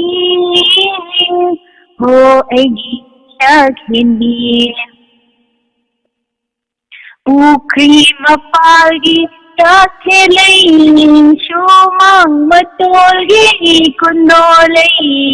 Pukri mapagi tathelai Shumang matolgi kundolai Ngaine Nangbuok kadawagi manggol thawmay Haladuna heisha tujidi Ho aigi hindi Ko'y tumnabal konjel sina nangdi Ngauhali ko thafam kandana ay ibo Maya'y karab nangdi wahay kayana Inot kahali kaya't pumaygi Lasandari Thachari isai scale yam wang wai sai yam phasana sakpire Achom nin thoi tokpa maton Devya Devi Gangarani Kolkata Umarani Mengalambam Tayayma Takal Tawrem Parmo Vijanti Laishram Devya Devi isai yam phasana takpire mayam samjan jage Thank you all. Isai sakna se Diamond TV channel gi thoromasi bu yawirakpa call to birakpa haninga laitana thakachari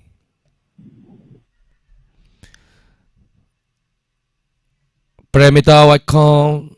Tema call to yang kairak suri abire so yan taw samiro tema hello Hello. Isai sakna si thoram ni ming amadi laifam haibiu I Taban to bawana kaidagi Linda. Linda haibi bro Taram loksari isai sakna si thoram mapung pham ba kari mathel sabi ge ngasayu Kangso. Kangsoy Hoi. Kari isai khulal tambi gani Wang di pad de matiem khatang tamber. khudol tambi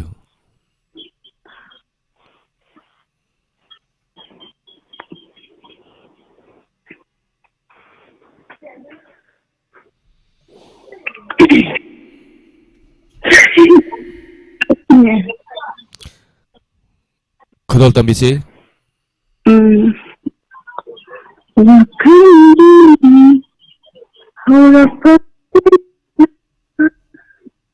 No.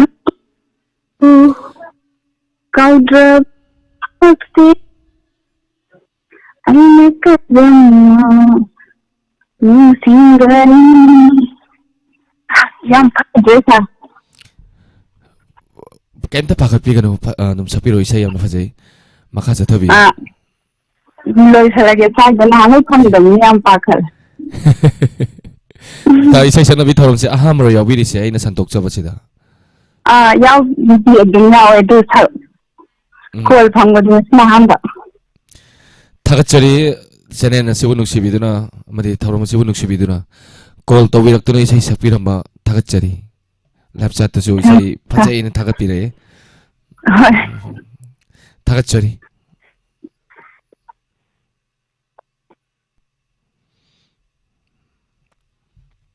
Devya Devi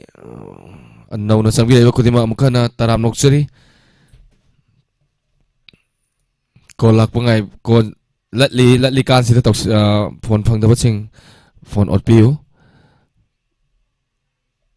Brisset sor yumlembam taram noksari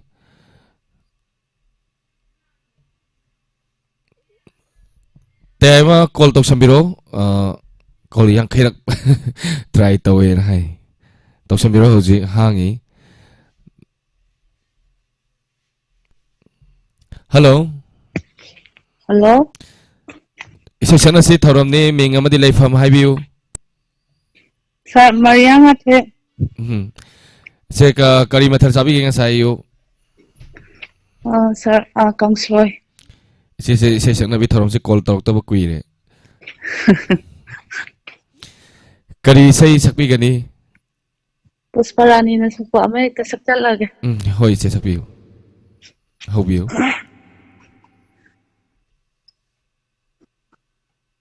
Ichoy choy re wakhal se Nusibana sumhatle Manglanum le taibang se taibangum le Manglan se Ijoy joy re wakal se Nusibana sumhatle Manglanum le taibang se taibangum le Manglan se Awa bait pakta amuk lup lui Nungai bataranga amuk tauri Nogli kapli nangi dama Nogli kapli nangi dama Nusiba ay pangkandana Nusiba ay pangkandana Pothaba pangjade mikup amata Nang tagiwakan kanjabada Pothaba pangjade mikup amata Nang tagiwakal kanjabada Angaw bigum lele punsiyase Angaw bigum lele punsiyase Nungsiba nanggidama Nungsiba nanggidama Salo sinjaragisda इसे यामना फजन सपिरे देविया देवी मारिया वाव इसे यामना फजे तापिरे दुगा गंगारानी कोलकाता विजयंती लाइश्राम मयामना थापिरे इसे यामना फजे ना ꯃꯌꯥꯝꯕꯨꯁꯨ ꯊꯥꯒꯠꯆꯔꯤ इसे ꯁꯥꯔꯕꯨꯁꯨ ꯊꯥꯒꯠꯆꯔꯤ इसे जे तांग तांग ना कॉल तौरागा इसे फजा फजा बसक ले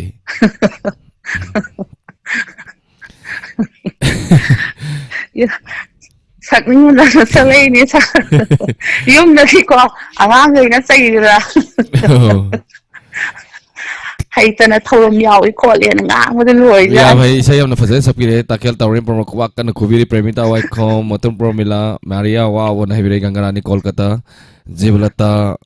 समयाम पुलब समझन जगे मयामना थापिरे इसे की इसे यामना फजे ना ꯊꯥꯒꯠꯆꯔꯤ ꯁꯥꯔ थैंक यू वेरी मच इसे थरम याविरकपा ꯊꯥꯒꯠꯆꯔꯤ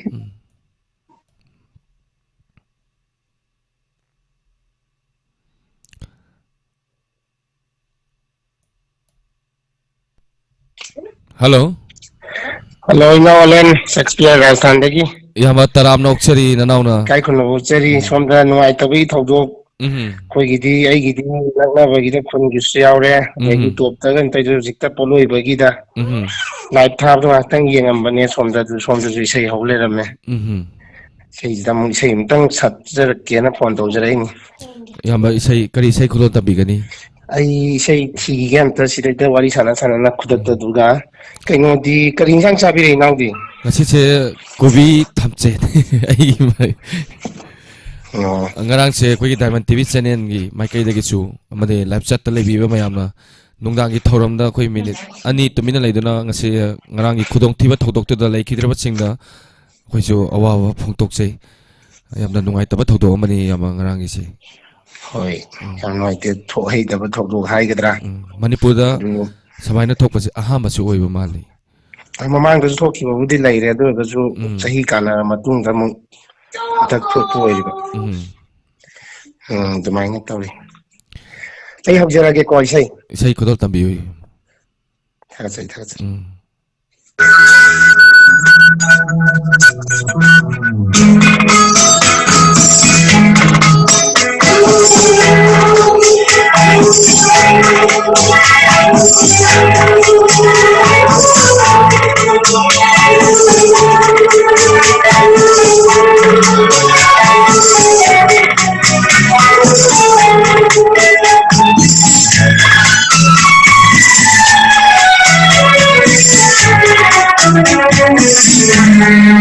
Sibinu amukna naglaroy pusi oina Amukyamna nimba kaiba Numisidi Nasiki numit amukana Halat naroy punsi koina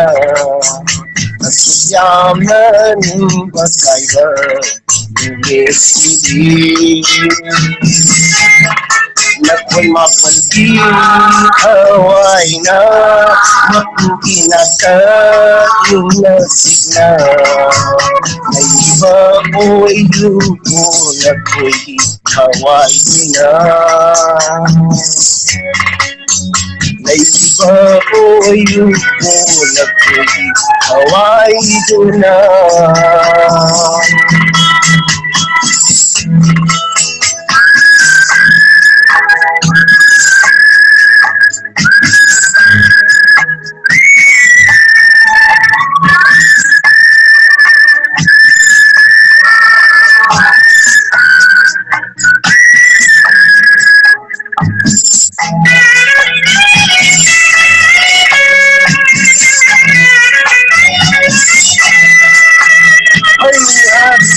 Yamna nuwaitaba hongokse matundasu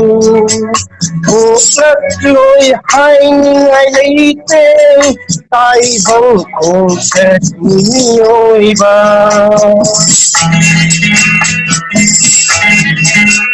Asuk nungay taba thongdong Amukhanna thoklatloy hainingay leite taibang kongset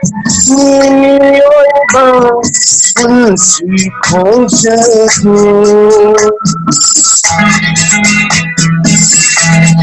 Nasiki numit amukhanna Alasaroy punsi koina Asuyamna ningba kaiba Numisidi Nakoy mapalgi hawaina Makuginaka inasigna Naiba oy yuko inasigna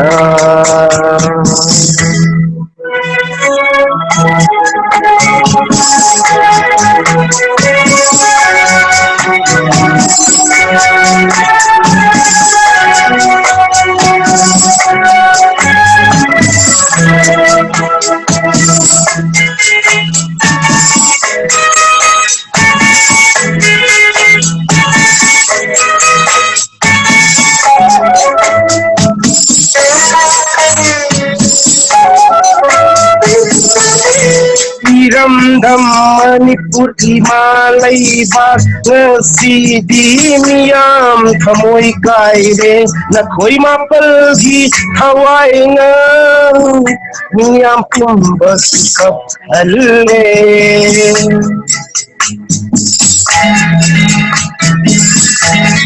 Manipur ki hawai na Miyam suka palle Nakoy mapalgi hawai na Miyam gita muda kapalle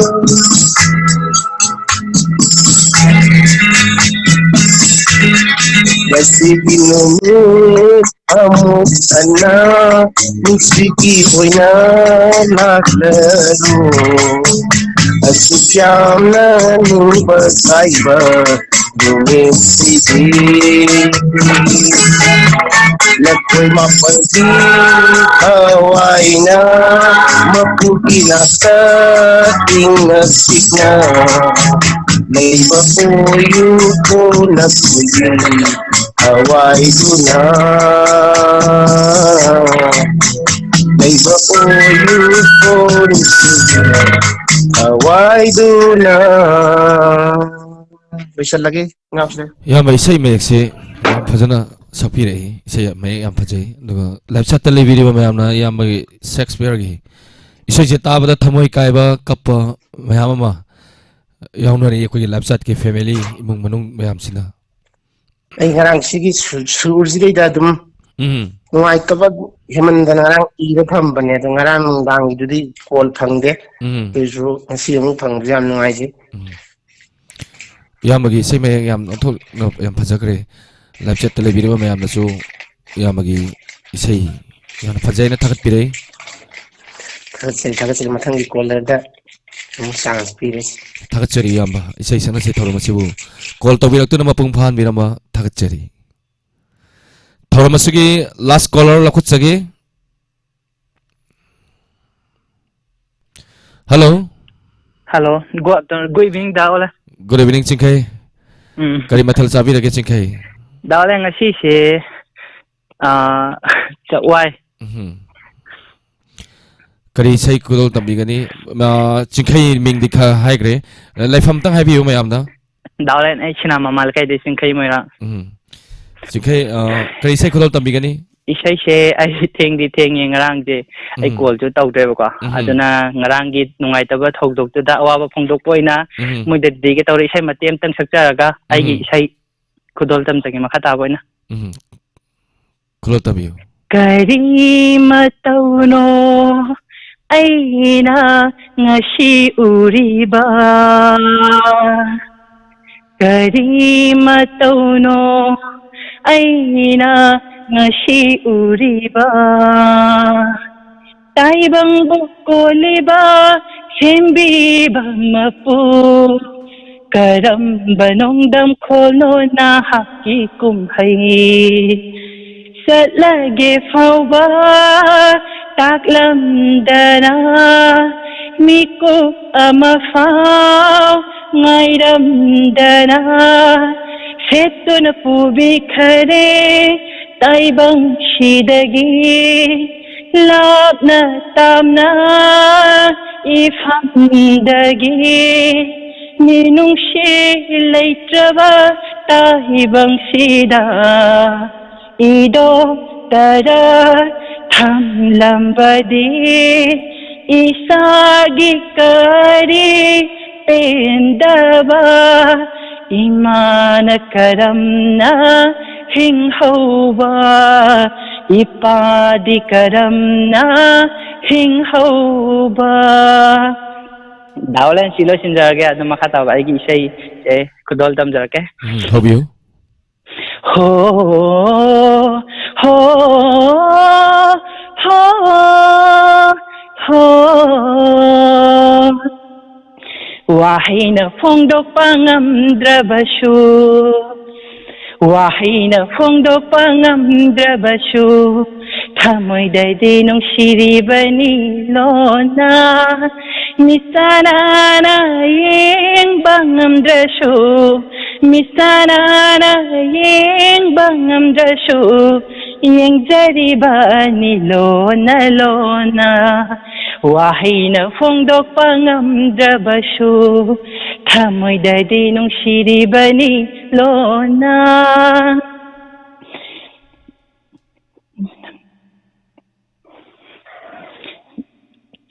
hello hello tajari dawala sei lo bi maka tajari ke kitang give pisage yeah nang na momo nokpa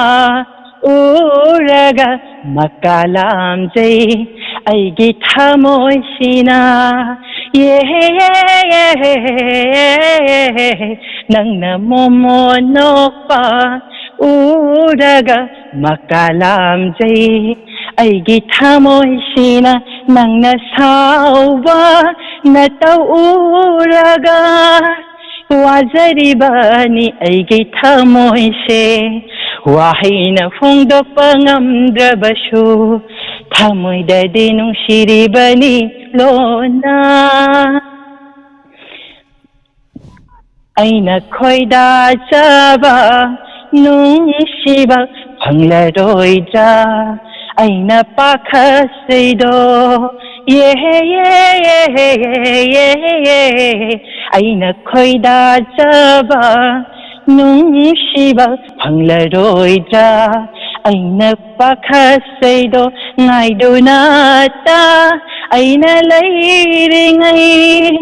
pithokinu nangi thamoi kanada ꯋꯥꯍꯩꯅ ꯐꯣꯡꯗꯣꯛꯄ ꯉꯝꯗ꯭ꯔꯕꯁꯨ ꯊꯃꯣꯏꯗꯗꯤ ꯅꯨꯡꯁꯤꯔꯤꯕꯅꯤ ꯂꯣꯟꯅ ꯃꯤꯠꯇꯅ ꯌꯦꯡꯕ ꯉꯝꯗ꯭ꯔꯁꯨ ꯃꯤꯠꯇꯅ ꯌꯦꯡꯕ ꯉꯝꯗ꯭ꯔꯁꯨ ꯌꯦꯡꯖꯔꯤꯕꯅꯤ ꯂꯣꯟꯅ ꯂꯣꯟꯅ ꯋꯥꯍꯩꯅ ꯐꯣꯡꯗꯣꯛꯄ ꯉꯝꯗ꯭ꯔꯕꯁꯨ ꯊꯃꯣꯏꯗꯗꯤ ꯅꯨꯡꯁꯤꯔꯤꯕꯅꯤ ꯂꯣꯟꯅ 나갈래 실러 신자하게 다같이 칭카이 랩자체 이나오기 이세이세 야나 다갓비레 마야나 이세 야나 파제나 매 숲선자게 마야 뿔랍나 땡큐 마야 뿔나 마 하이자버나 제데 프로그램 지부 콜랏 포인 tawba adugi aiju saru ya jarakpane ai ngasai thabuk tawda ngasidi live kam tangamdre 다갓저리 칭카이 이세 야나 파제나 삽비레 땡큐 program se loisalak pajiga loina na net se bela kare 다갓저리 칭카이 thorom yawi namba thorom masiu mapum phan miramba haninga letena 다갓저리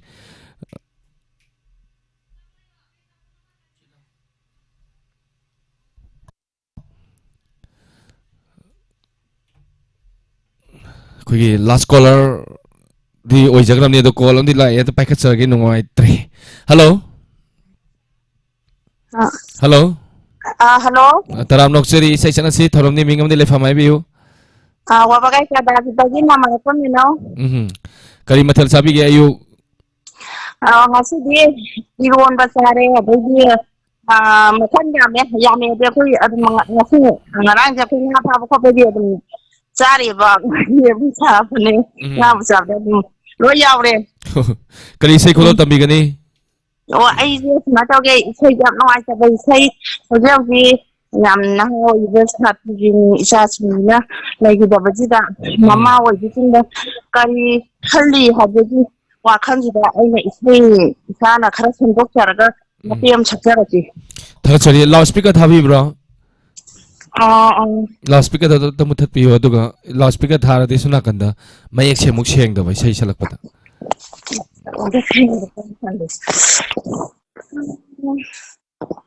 ai yes no du uden atum sang ide sada andum hawiro mama dinu sira bopi do li sai vương đi pa nang du đi mama inu sira bopi do li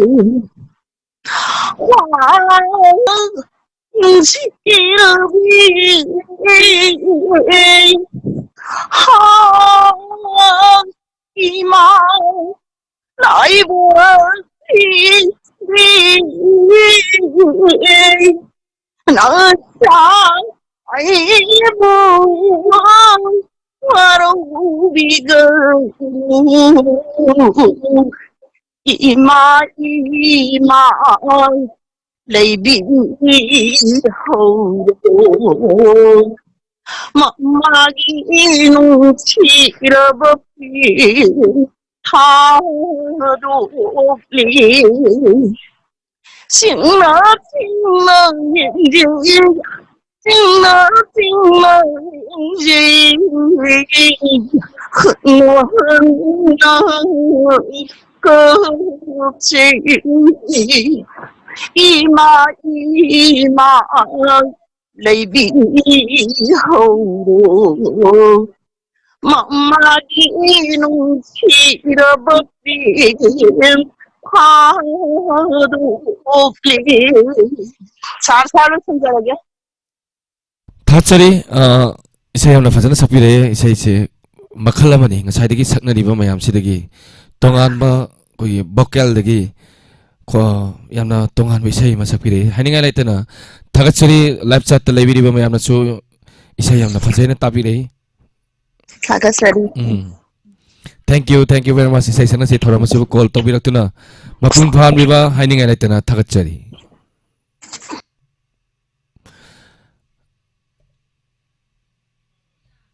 Amika isay masak biro na haibire ne motum promila sarwalingi isay ipa walingi isay kulo tamjage isay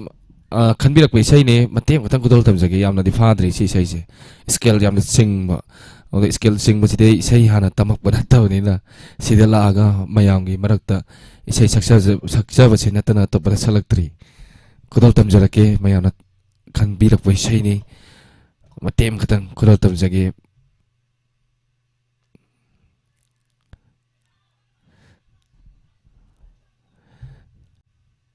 isay sitarga awaba khudima kauthokpo oibiyu isay khanbirei basing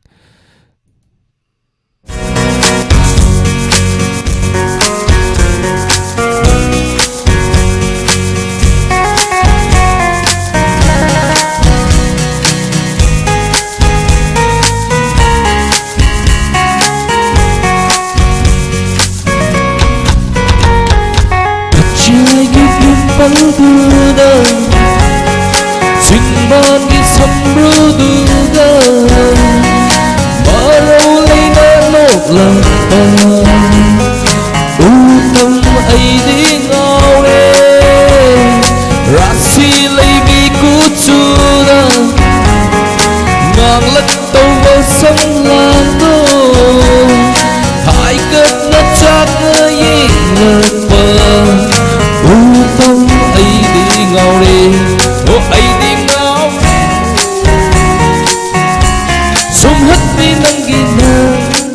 takchari sai sai skill siam na wang ching be sai de sak ba hijade or biroi sai ma kudol tamjaram ge fol aduga ngarang ju saksa bisai ne sina thorom sigi lotion bagi ayaba me am dagi lojagi takchari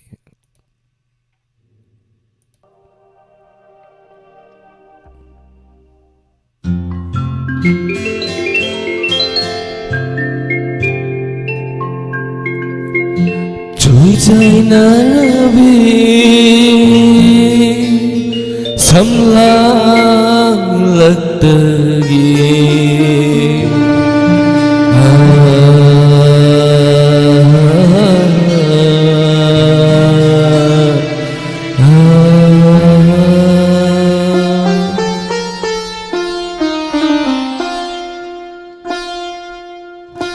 Trôi trái Narabi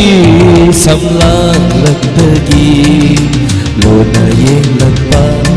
mitenguna Kari bao khomo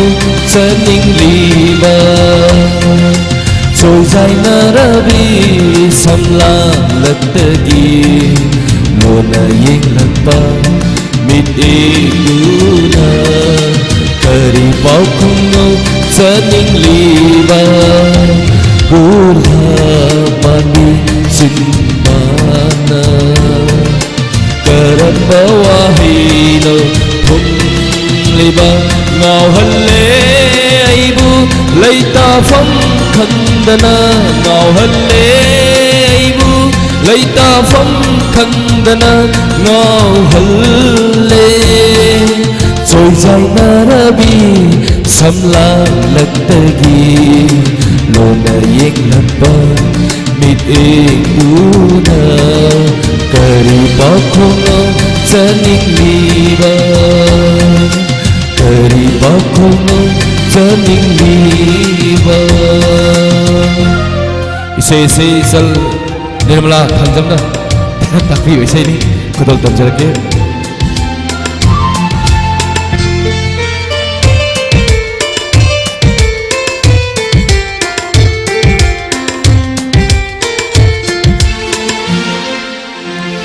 मेरा था न तंजबी था जा मेरा था जा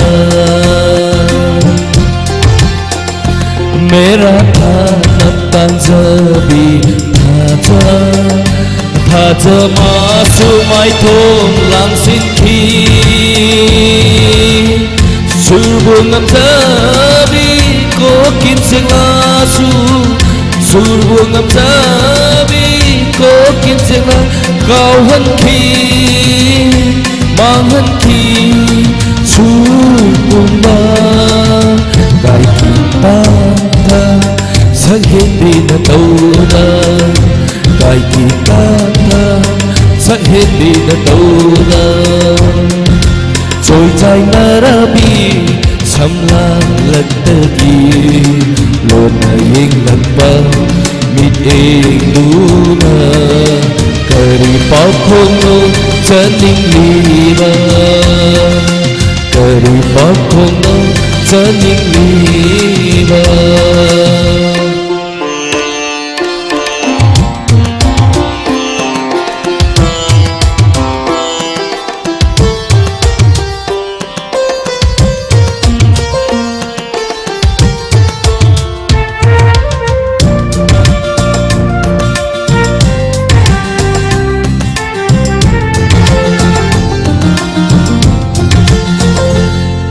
Mama hinda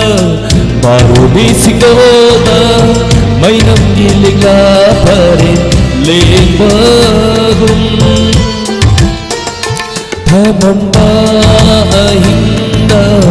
baru bisingoda mainam giling lapare lebagum lenglag le thamoida surgi pare Lenglag le thamoida surgi pare ithar hure ithar naire pugning wathal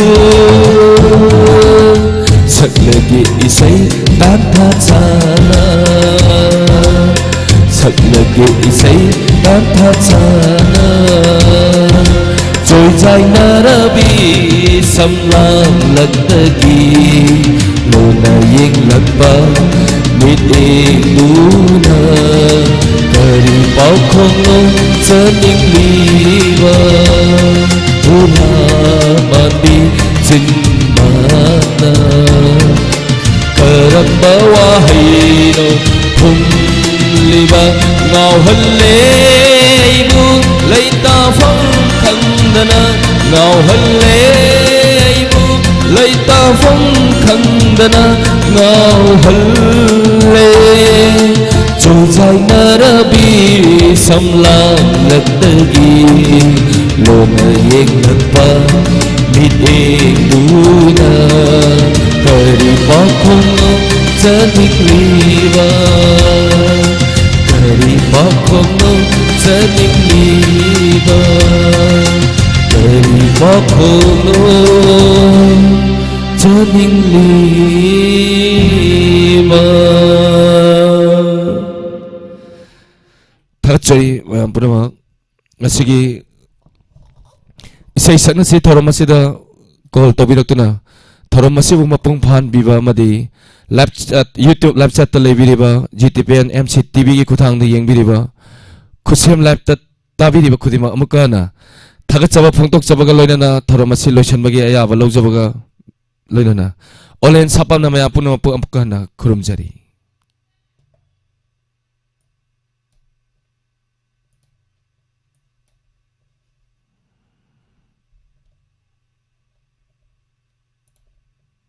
December ki tangkun sok lising aniga kunithoi nungthil pung ahum makhairom tabada Cherab Court Auto Parking dagina DC Imphal West Main Gate fawbada wallet navy blue machu ki ama tahore wallet aduda yaukhiba maruoiba posak singdi ATM card ani Aadhaar card ama Air Force Family Dependent card ani nagi sana paisa oina lising mari PAN card amadi Chief Minister Health card ama Kanagumbana wallet asibu tengnabiba khunbiba yaurabadi wallet asigi mapu nauremthong laisum lerakta leiba nongthombam Puspa Devi da sinabi natraga makhada pijariba number 7005216395 natraga 9856407933 da pau pibiyo awaman matik chana tawjagani